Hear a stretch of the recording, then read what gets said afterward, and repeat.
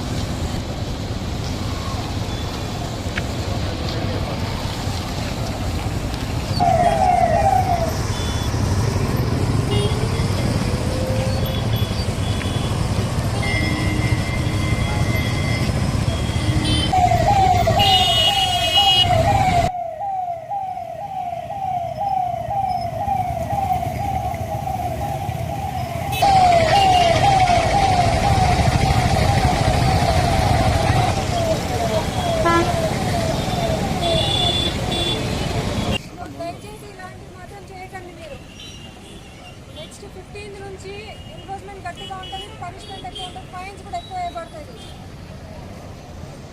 Helmet ఉన్నప్పుడు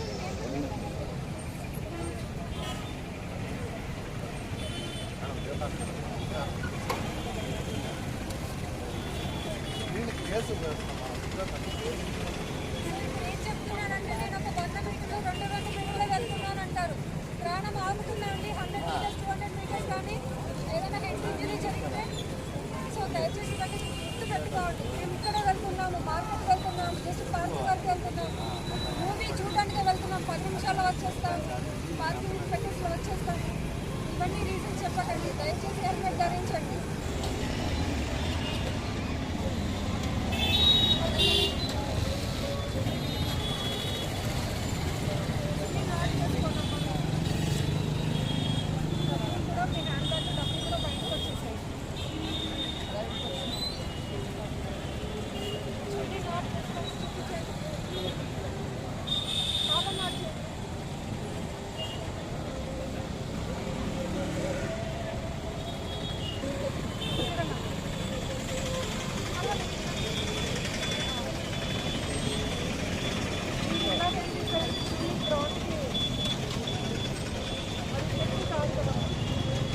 రీసెంట్గా ఒక ముందు చనిపోయారు.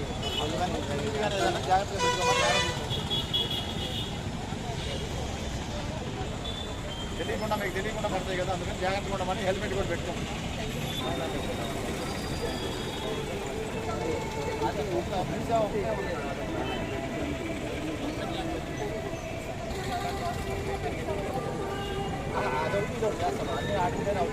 నమస్కారము.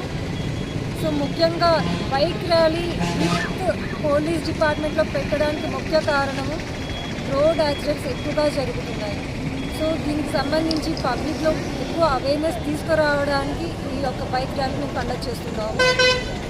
సో మనం ప్రొద్దున లేచి టీవీ కానీ పేపర్ కానీ చూస్తే రోడ్ యాక్సిడెంట్స్, అది నేషనల్ హైవే కావచ్చు, స్టేట్ హైవే, విలేజ్ రోడ్స్ ఏదైనా సరే, దానికి రీజన్స్ ఏంటని వెరిఫై చేస్తే చాలా వరకు వెహికల్స్ 2 వీలర్స్ అయి ఉంటాయి.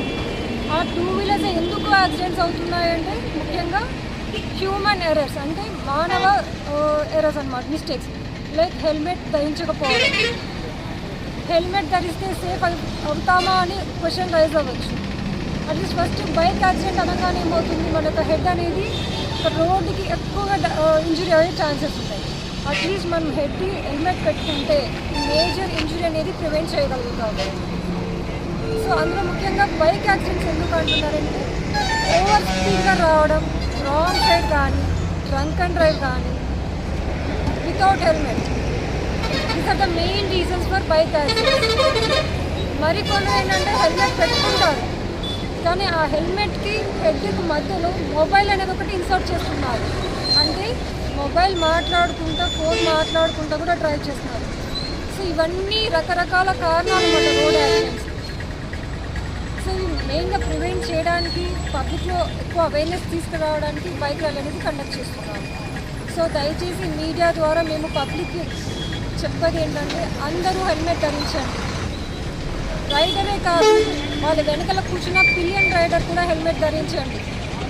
మేడం నేను ఒక్కదాన్నే కదా బైక్లో వెళ్తున్నాను, కాదు మేమిద్దరమే కదా వెళ్తున్నాము, లేదా ఒక ½ కిలోమీటర్ లేదా 100 మీటర్స్ 200 మీటర్స్ డిస్టెన్సే కదా వెళ్తున్నామని మీరు ఒక్కరే కాదని బైక్లో వెళ్ళేది, మీ యొక్క కుటుంబం వెళ్తుందని గుర్తుపెట్టుకోండి.